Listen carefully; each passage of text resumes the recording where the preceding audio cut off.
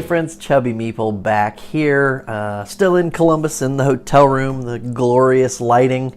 Apologies again for the lighting. Hopefully it's not too distracting. I want to step in and give another recap of how Origins is progressing. I want to talk about the previous video I did was day 0. I'll have a link to that down in the description if you missed it.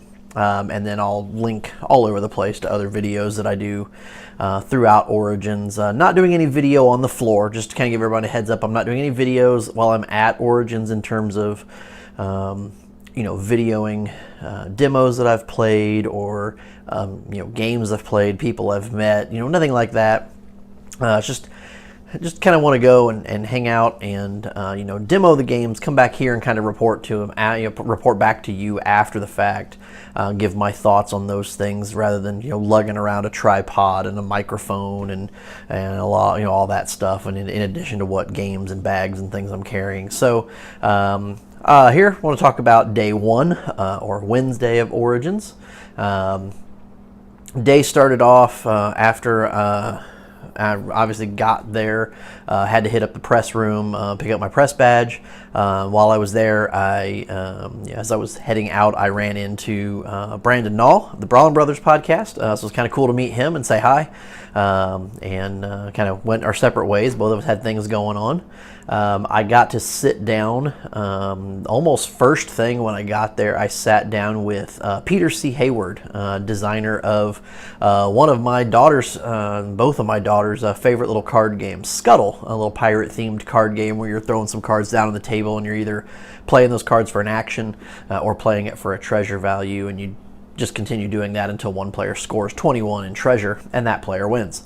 But I sat down with Peter and got to play Ninjitsu, which is his next game coming out here. Still art by Kelly Joe, so he's using the same artist that he used on Scuttle, which excites me because the artwork is just adorable. It's colored really well, really captures the feel of the world that they're trying to create. But Ninjitsu plays almost identical to Scuttle. It's just obviously a ninja theme as opposed to pirates. You still have the ability to either play a card or draw a card, one of the two.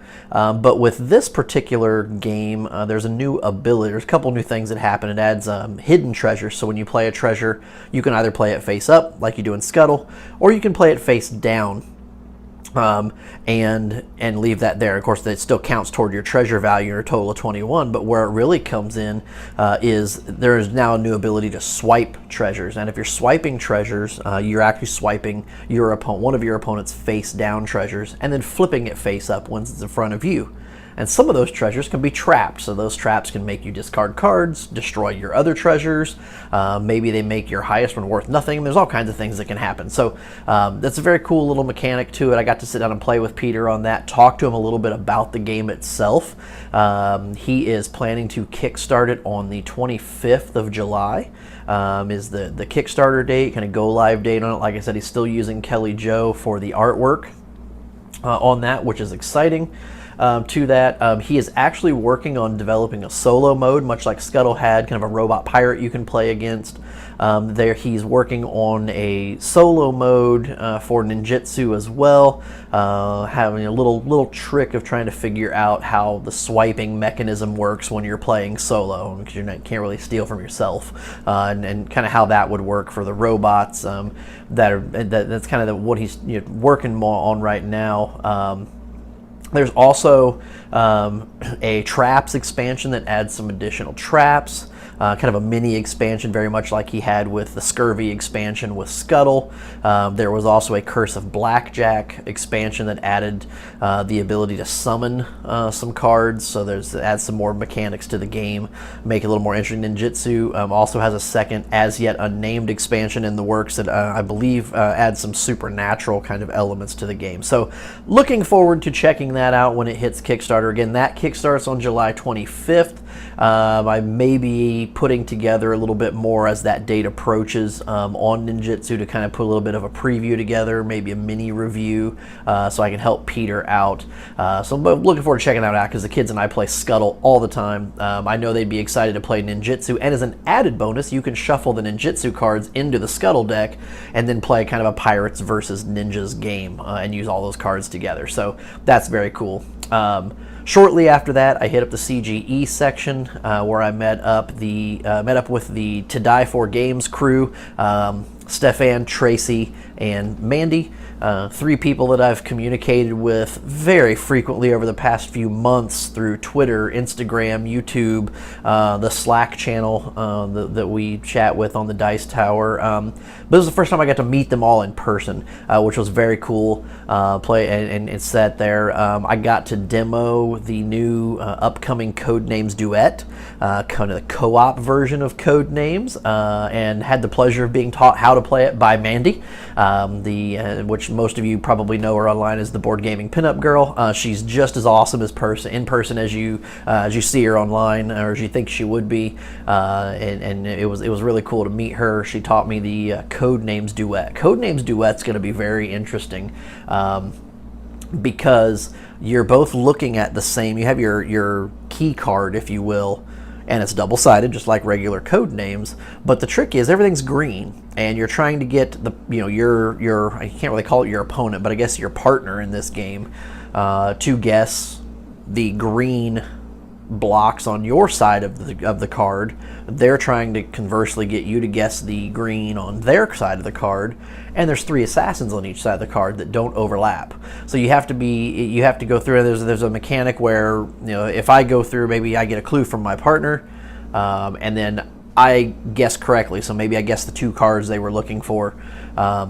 Then there's a little token that gets flipped over, a little green check mark on it that goes in front of me. Then I would give my clues, and if they happen to if my partner picked a word that was just one of the neutral, kind of the bystander cards, if you will, that little token that normally gets flipped over stays up on the bystander side and gets placed on the card that are there on the table. And it just goes back and forth until you either both have found all of your green words, or one of you finds the assassin, you both lose, or with those little tokens that come out, once you run out of those tokens, you lose the game. You've basically run out of time. It makes it more spy. There's also a bit of a campaign mode in it, which I know sounds kind of funny with what Codenames is, but the way it was explained to me is that there's a map of basically the world, and you start, I believe it's in Prague, where you actually have 10 of the bystanders, but as you go through the campaign it gets a little bit more difficult because you start with less bystanders, so you've got less time to be able to figure out. So then you just have to start throwing out those clues for 4, 5, 6 words, and not just being able to do a clue for 2 cards or a clue for 1 card, something like that. So I'm looking forward to checking that out a little bit more in depth, learning more about it between now and its release. I believe it's a Gen Con release here. I could be wrong about that. It might actually be an Essen release this year, now that I think about it. But definitely keep your eyes out on Codenames Duet. I think it's going to be another big hit for CGE. Codenames and Codenames Pictures are blowing up. They've got those licensed versions coming out. So Codenames Duet will be a big one for them like that. Headed over, I mentioned in my previous video, I was working the Dice Tower booth on day 1. Did some work at the Dice Tower booth, just working at the table. Had while the Dice Tower folks are doing the live stream with the publishers, I was working the table and helping, with the folks that were coming up to get promos, helped out there. Of course, got to hang out with Tom and Sam and Z and Eric, and met some of the other contributors. So I got to chat with Mark Street of Board Game Corner, Mark Zielinski, Robert, the blue player himself, was there. Rob Oren, a whole bunch of Dice Tower personalities. It was really cool to see these people again that I communicate with online and actually get to meet them in person and hang out. It was very cool. It was awesome to meet a lot of the Dice Tower Tower fans that were popping by, and to see the love that people have for the Dice Tower, and kind of witness that in person from the other side of the table, if you will. Almost a surreal feeling, and I feel really honored to get to be a part of that, and look forward to being able to do that for a really long time here, because it's been fantastic. Once I got done working my shift, so to speak, or shifts at the booth, I headed out into the main gaming hall, because of course day one of Origins, the exhibit hall is still being set up. It didn't actually open until day two on Thursday, so I couldn't get into the exhibit hall. I was there on a press badge, so I couldn't get in. I know a lot of the people that were there on booth helpers could get in, booth staff could get in there and kind of roam around a little bit. But some of the distributors, or not distributors, but some of the publishers had booths in the main gaming hall where the Dice Tower had their booth. Like CMON had a big display there. And I went over and just kind of checked out some of the smaller publishers that were in the area, and I stopped by Atlas Games. I was caught off guard, or not off guard, but unexpectedly took interest in a game called Hounded. And this is a game I had never heard of.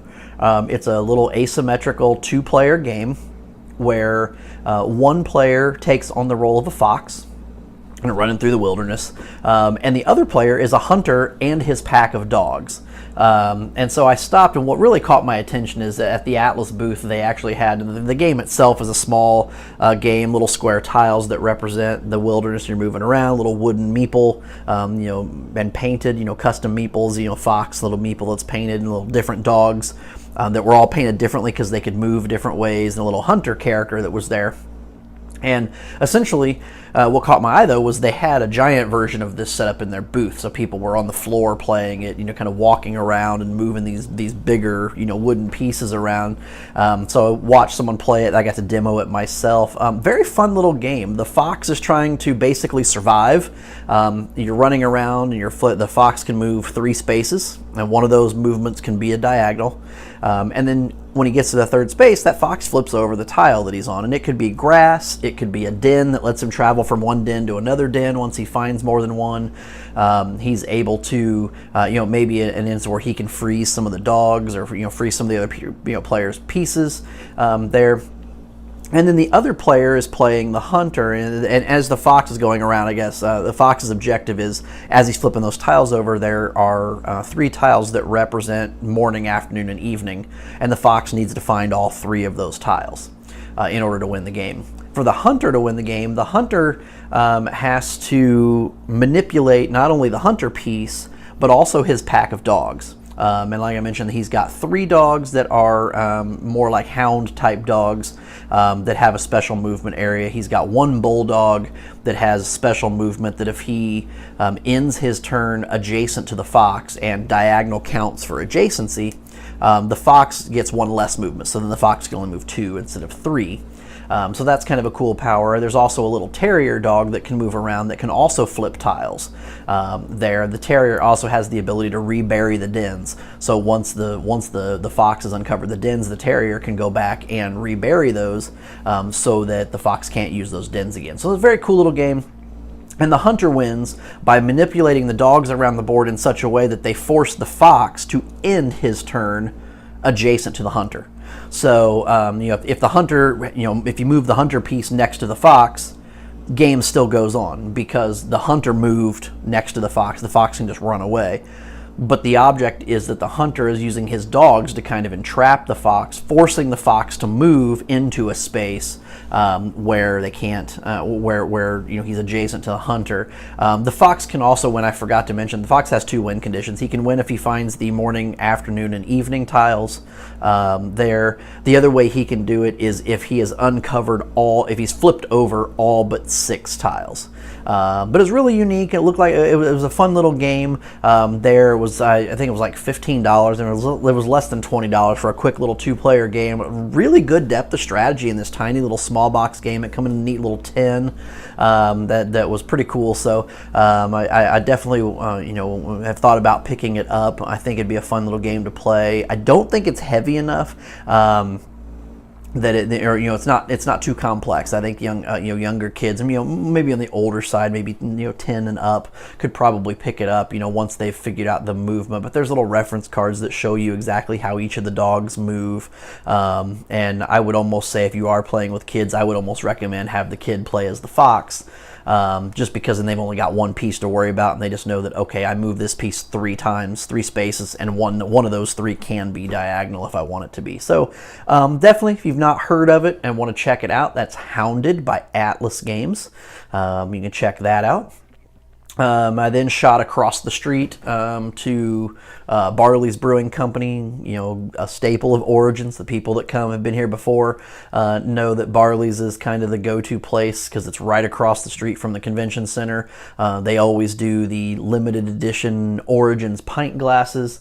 You have to get there almost on day one to get it, though, because if you don't, they're going to be gone. So you got your Barley's Brewing Origins, and then this is the Annihilator pint glass this year. So I was able to get mine because I went the first day that they were made available and picked that up. Had dinner, of course.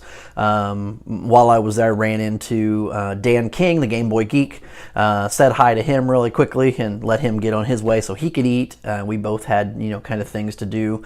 I then had to get back over to the hall because at 6 o'clock that evening, I played Cosmic Encounter for the first time. I know, I'm on the Dice Tower hack. I've never played Cosmic Encounter before. Cosmic Encounter never hit the table at my house because, again, most of the gaming that I do is with my kids or with my, I can't really call her a non-gaming girlfriend anymore because she does do some gaming with me. There's just certain things that she'll play and other things that she's absolutely adamant that you don't even bother opening that box unless you're going to play that solo. So, but Cosmic Encounter is something that I think it's over the head of my kids. They might be able to figure it out a little bit now that they're getting a little bit older. I think it's more with them. It's more about the attention span because of the ages they are. They're pretty much 11 and 14 now. But I got to play Cosmic Encounter, and I sat down to play it, and I didn't realize when I signed up for the event, it was literally the only event that I signed up and paid for at Origins this year. What I didn't realize was I had signed up to play Classic Cosmic Encounter, which means we didn't play the Fantasy Flight Edition with the stacking, little spaceships and all that. I actually played the 1977 edition of Cosmic Encounter with the little round, I don't even really want to call them cardboard, they're almost card stock ships of different color and planets and moons and everything's just paper, really old. It was definitely the guy that was running the event, it was his personal copy. Some of the cards were faded, everything was sleeved, but some of the cards were faded, boxes were rubbed through. The rule book that he had there as kind of a reference for referencing the different moon powers that we played with. It was basically photocopied, and even it was faded and ripped up and kind of rolling over on corners. And but it was a lot of fun. I had a good time with it. We actually ended up playing 3 games because I was the only one that showed up for the event. So we ended up playing a 2-player version, just myself and the gentleman running the event. Very appreciative. His name was John. He was a very cool guy. It was a lot of fun to sit and play with him. Got to, because it was just the 2 of us, we got to chat a little bit and learn a little bit about, where he got it, how long he'd had it, how long he'd been playing it. He reminisced about playing it when he was a kid. It was very cool. But I had fun with it. We played 3 games back-to-back, mainly because I won the first one. He won the second one, so we had to play that rubber game and break the tie. And so we knocked out 3 quick games of Cosmic Encounter there.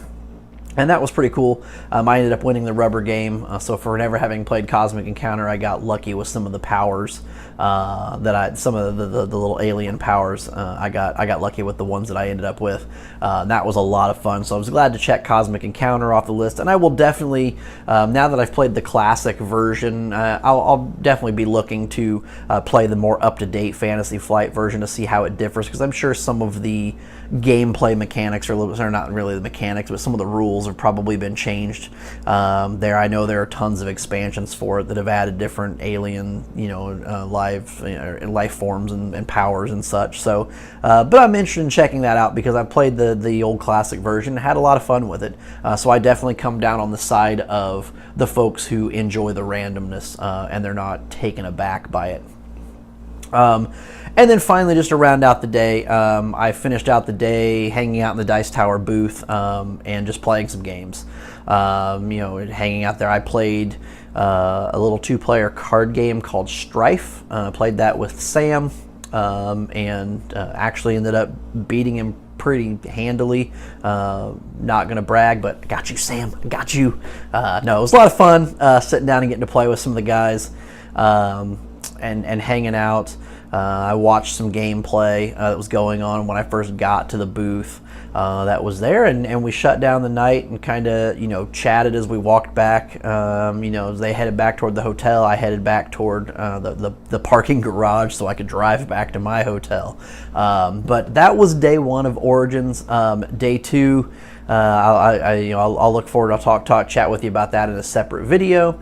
Of course, we'll have links back to this video as well as back to day 0 in there. Once I get each day's recap done, I'll probably just create a playlist here on the channel so it's there. But feel free, drop comments below. If you were at Origins, what did you do? There. What's been your highlight if you've been here? If you've not here and you've been a member of the hashtag No Origins group, what have you enjoyed while we've been here at Origins? What have you been doing game-wise? What games have hit your table? I want to hear from you, so drop in the comments below. I'd love to hear from you guys. Subscribe so you don't miss any of these videos. When I get back, I'll be back to doing my normal videos. Kickstarter previews and a little bit of reviews. I will definitely be doing more review videos to drop those over on the Dice Tower side of things.